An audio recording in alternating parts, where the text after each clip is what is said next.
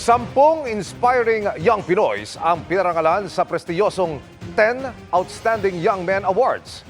Kabilang diyan ang direktor ng back-to-back MMFF Best Picture Film ng GMA Pictures na si Direk Zig Dulay. Nakatutok si JP Soriano.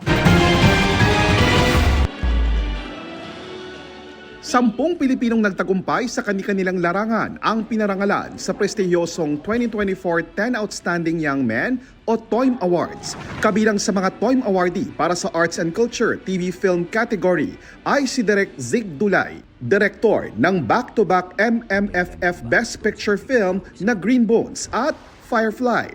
Siya rin ang nasa likod ng critically acclaimed hit GMA Prime show na Maria Clara at Ibarra. Ang sarap sa pakiramdam na hindi yung nakakakuha ka ng tagumpay tapos alam mong hindi lang ito natatapos para sa sarili lang kundi para sa ibang tao, para sa mas nakararami. Tatanggapin mo yung award hindi lamang para sa iyong sarili kundi para sa mga tao na sa paligid mo, para sa GMA, para sa UP Baguio, para sa pamilya ko sa Santiago.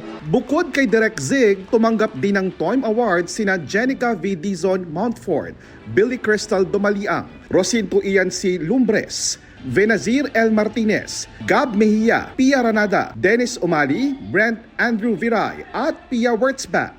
Ayon sa chairman of the Board of Judges ng TOYM 2024 na si dating Senador Mar Rojas, maingat ang ginawang pagpili sa mga pinarangalan at tiniyak na ito'y naaayon sa tema ng TOYM Awards. Ano yung impact? Paano nila ginamit yung kanilang kakayahan para makatulong sa kapwa? So yung service element ang naging malaking bahagi rin ng judging portion. Para sa GMA Integrated News, JP Soriano, nakatutok 24 oras.